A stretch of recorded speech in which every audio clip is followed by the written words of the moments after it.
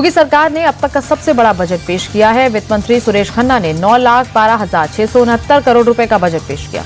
महिलाओं, युवाओं और किसानों समेत हर वर्ग का विशेष ध्यान रखा गया। गन्ना किसानों को बड़ी राहत देते हुए समर्थन मूल्य में 30 रुपए प्रति क्विंटल की बढ़ोतरी की गई। किसानों को मुफ्त बिजली मिलती रहेगी, साथ ही दवाओं के दाम कम किए जाएंगे। युवाओं को रोजगार के लिए ट्रेनिंग सेंटर और डेटा सेंटर बनाए जाएंगे। योगी सरकार ने अपना 10वां बजट आज पेश किया। बजट को लेकर सीएम योगी ने कहा, हर वर्ग का ध्यान रखा गया। पिछले 9 साल में यूपी में टैक्स चोरी बंद हुई। हमने कोई नया टैक्स नहीं लगाया। लगातार राज्य का बजट बढ़ रहा है। सीएम योगी ने कहा, हम पिछले 9 सालों में बेरोजगारी को कम करने में सफल हुए। देश की टॉप 3 अर्थव्यवस्था में उत्तर प्रदेश शामिल हो चुका है। हम यूपी में एआई मिशन और स्किल की योजना बढ़ाएंगे। साथ ही प्रदेश में कई सिटी इकोनॉमिक जोन बनाए जाएंगे। राजस्थान की वित्त मंत्री दिया कुमारी ने भजन लाल सरकार का तीसरा बजट पेश किया। बजट 21,52,100 करोड़ का है। वित्त मंत्री ने कहा, एनडीए की तर्ज पर स्टेट टेस्टिंग एजेंसी की स्थापना की जाएगी। साथ ही सीएम जल मिशन योजना के तहत 4500 करोड़ रुपए खर्च किए जाएंगे। नई सड़कों के निर्माण के लिए 1800 करोड़ रुपए और हादसों पर लगाम लगाने के लिए 2000 सीसीटीवी कैमरे लगाने की मंजूरी दी है। केंद्र सरकार ने वंदे मातरम को लेकर नए दिशा निर्देश जारी किए हैं। गृह मंत्रालय के आदेश के मुताबिक अब जब वंदे मातरम बजेगा तो उसके सम्मान में हर व्यक्ति का खड़ा होना अनिवार्य होगा, जैसे कि अभी राष्ट्रगान के समय होता है। साथ ही सरकारी कार्यक्रमों में वंदे मातरम के 6 श्लोकों का गायन या वादन 3 मिनट 10 सेकंड तक जरूरी होगा। आदेश में यह भी कहा गया कि राष्ट्रगान से पहले वंदे मातरम का 6 श्लोकों वाला संस्करण बजाया या गाया जाना अनिवार्य होगा। यूपी के केजीएमओ में अवैध मजारों का मुद्दा गर्मा गया है। मजारों पर नोटिस को लेकर एआईएमआईएम ने आंदोलन की धमकी तक दे डाली। यूपी सेंट्रल एआईएमआईएम के अध्यक्ष शेख ताहिर सिद्दीकी ने कहा कि अगर केजीएमओ में मजारों और दरगाहों पर बुलडोजर कार्रवाई हुई तो पहले बुलडोजर को एआईएमआईएम के कार्यकर्ताओं के सीने पर से गुजरना होगा। केजीएमओ में 8 मजार और दरगाह हैं, जिसमें से 6 मजारों को केजीएमओ प्रशासन ने अवैध ठहराया। महर स्थित मां शारदे के मंदिर में कुंडा विधायक राजा भैया ने शस्त्र पूजा करवाई। मंदिर में शस्त्र लेकर जाने पर रोक है। रोक के बावजूद मंदिर के गर्भगृह में राजा भैया ने न सिर्फ राइफल के साथ प्रवेश किया बल्कि बाकायदा शस्त्र पूजा भी की। हैरानी की बात यह है कि मंदिर के प्रवेश द्वार पर स्पष्ट लिखा है कि शस्त्र लेकर जाना प्रतिबंधित है, फिर भी पुलिस और सुरक्षा गार्ड मूक दर्शक बने हैं। इतना ही नहीं, पुजारी ने राइफल को रोकने के बजाय उस पर चुनरी बांधी और पूजा संपन्न कराई। कर्नाटक के कलबुर्गी में कांग्रेस नेता का वीडियो सोशल मीडिया पर खूब वायरल हो रहा है। वीडियो में देखा जा सकता है मतीन पटेल नाम का शख्स फिल्मी स्टाइल में कार से एंट्री लेता है और स्टेज पर पहुंचते ही जेब से पिस्टल निकालकर लहराना शुरू करता है। थोड़ी देर में स्टेज पर 2 लोगों के साथ धुरंधर फिल्म के गाने पर डांस करता है। वीडियो वायरल होने के बाद पुलिस मामले की जांच में जुट गई। बॉलीवुड स्टार रणवीर सिंह से जुड़ी खबर आ रही है। रणवीर सिंह को आज व्हाट्सएप पर धमकी मिली। व्हाट्सएप वॉइस नोट के जरिए रणवीर सिंह से करोड़ों रुपए की मांग की गई। धमकी के बारे में मुंबई पुलिस को जानकारी दी गई। फिलहाल मुंबई क्राइम ब्रांच की टीम मामले की जांच कर रही है। वहीं दूसरी तरफ रणवीर और दीपिका मुंबई में प्रभा देवी में स्थित जिस बीएयू मॉन्डे अपार्टमेंट में रहते हैं, वहां के लोगों ने बड़ी संख्या में तैनात गार्ड्स को लेकर चिंता जताई। सोसाइटी की तरफ से पुलिस को लेटर भी लिखा गया है। उत्तर प्रदेश के मैनपुरी में फिल्म अभिनेता श्रेयस तलपड़े के खिलाफ धोखाधड़ी का मामला दर्ज किया गया। श्रेयस तलपड़े समेत 12 लोगों पर निवेश के नाम पर लाखों रुपयों की ठगी करने का आरोप है। अदालत के आदेश के बाद पुलिस ने प्राथमिकी दर्ज कर जांच शुरू की है। भोगांव के मोहल्ला मिश्राना के रहने वाले एक शख्स ने तलपड़े और उनके साथियों पर इन्वेस्टमेंट के नाम पर लाखों रुपए की ठगी करने का आरोप लगाया। राजस्थान के जालौर में युवक की मौत के बाद प्रदर्शन कर रहे लोगों पर पुलिस ने लाठियां बरसाई। 7 फरवरी को अशोक मीणा का शव घर में फंदे से लटका मिला, जिसे लेकर परिजनों का कहना है कि अशोक को मारकर लटकाया गया। इसी को लेकर एसडीएम ऑफिस के बाहर 3 दिन से प्रदर्शन किया जा रहा था। पुलिस ने प्रदर्शन कर रही भीड़ को समझाने की कोशिश की, लेकिन प्रदर्शनकारी नहीं हटे, जिसके बाद पुलिस ने लाठीचार्ज किया। राजस्थान के दौसा में एक बार फिर तेज रफ्तार का कहर देखने को मिला। कार और ट्रेलर की टक्कर में 6 लोगों की मौत हो गई।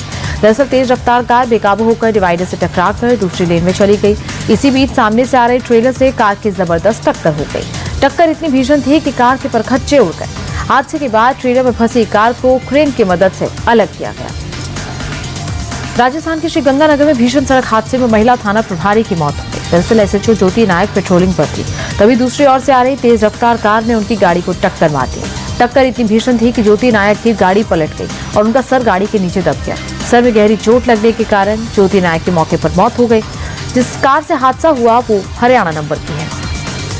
दिल्ली में सिस्टम की लापरवाही से एक और शख्स की जान चली गई। वहीं सेक्टर 32 में सोमवार की शाम बिरजू नाम का शख्स अपने दोस्त के साथ घर लौट रहा था, तभी रास्ते में खुले मैनहोल में गिर गया।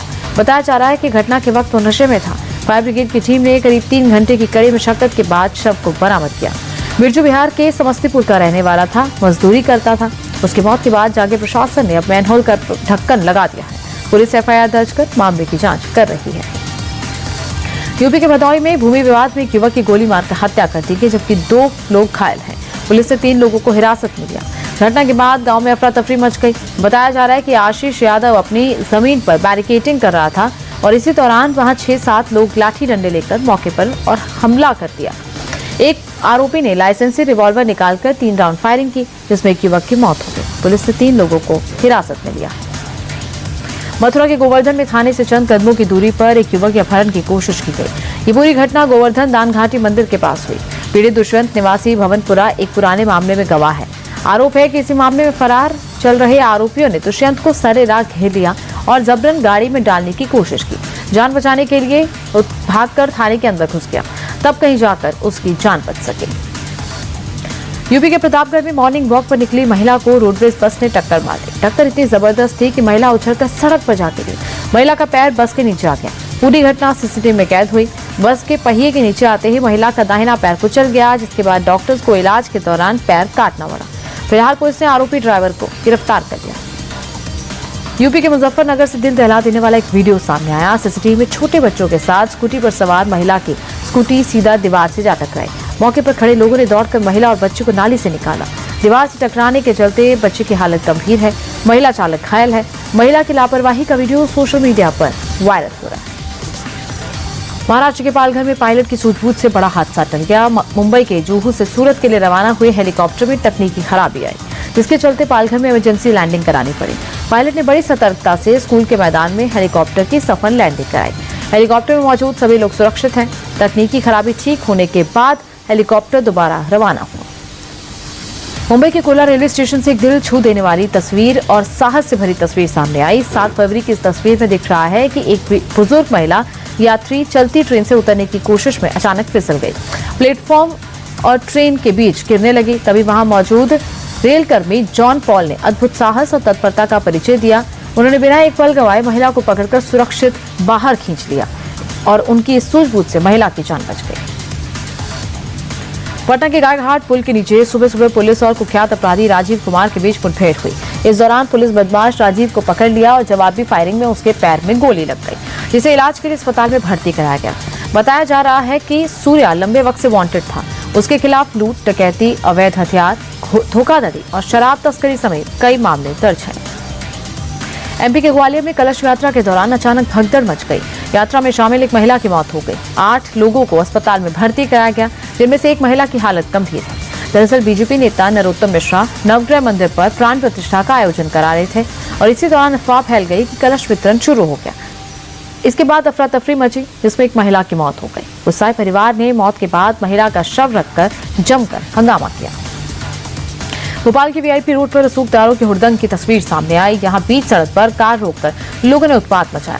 इन लोगों ने भोपाल के एयरपोर्ट रोड पर भी जानलेवा स्टंट किया और सड़क पर लहराती हुई गाड़ियों से दूसरे राहगीरों की सांसें अटका दी। इस क्रम में इन लोगों ने कुछ देर के लिए सड़क पर पूरी तरह कब्जा जमाकर उत्पात मचाया। इस दौरान उन्हें टोकने वाला कोई नहीं था। यहाँ तक कि वहाँ दूर दूर तक पुलिस भी नजर नहीं आई।